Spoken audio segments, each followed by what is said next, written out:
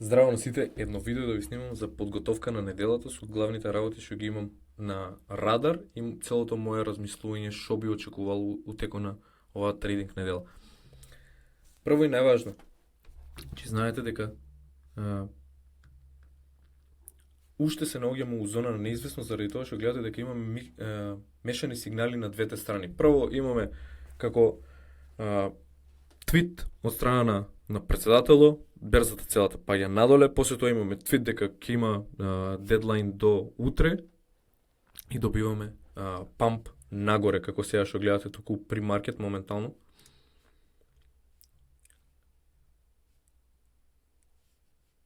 При маркето на SPY ни е плюс пола процент. QQQ при маркет е 0,77. Што не покажува тоа? Ај прво да ја погледнеме техничката страна. Значи, од аспект на техничка анализа. Тука имаме левели што би требало, што кога би се пробиле, би излезеле од овај даунтренд, потенцијално, нели? Имаме higher low од претходно и сега ни треба поголемо high. Кога би излезело од оваа зона, значи 660, 659, 661, тука веќе имаме ситуација дека може трендот да продолжи нагоре и имаме успешен V-shape recovery. Ово е вито, како што може да го видите. Тука е вито.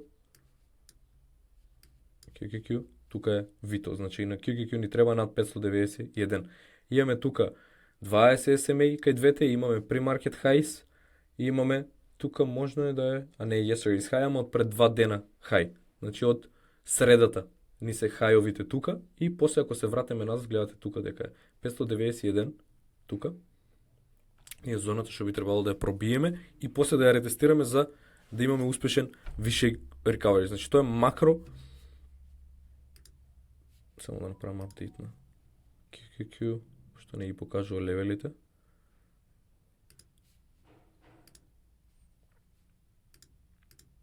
Океј, ќе ги средеме.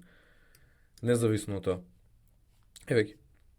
При маркет хай ни е тука, после имаме 592.7 што би требало да го пробие. Јас сум комотен тука, овие weeks down, овие фетилите дека што ги има одбивано 591.85, тоа сакам да го пробие и да ретестира за да продолжи нагорниот моментум. Ама што се случува паралелно со целата оваа ситуација? Паралелно оваа недела ни е напукана со многу економик дата. Сега ќе ви кажам само да ги извадам тука од страната. Прво, имаме денеска понеделник, 7 саато, Trump speech. High volatility секојаш кога Trump збори. Среда имаме FOMC, значи од страна на Федералната резерва. Четврток имаме GDP дата и петок имаме CPI дата. Значи целата оваа недела е многу неизвестна у тај поглед. Затоа која ќе ми биде стратегијата.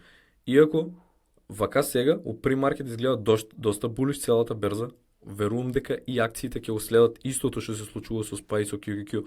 Меѓутоа, еден твит или една лоша информација у поглед на економик дата што треба да излезе, може да ја сврде целата работа натаму. Така да, целта оваа недела ќе ми биде малце поагресивна од претходната, ама уште имам defensive mindset. Што значи тоа?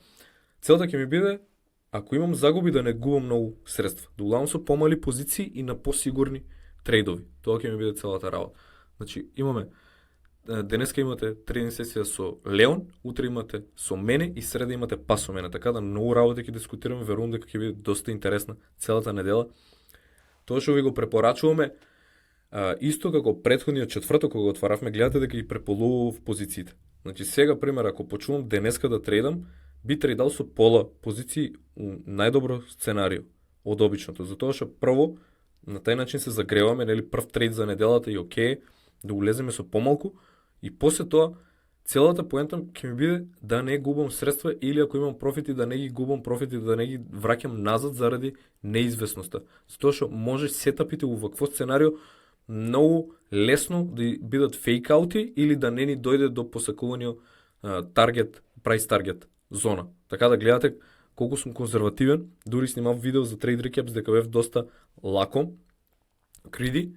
Претходната недела ќе бидам уште подефанзивен. Ова и зависно од тоа како ќе се развива целата ситуација, спрема тоа ќе се адаптирам.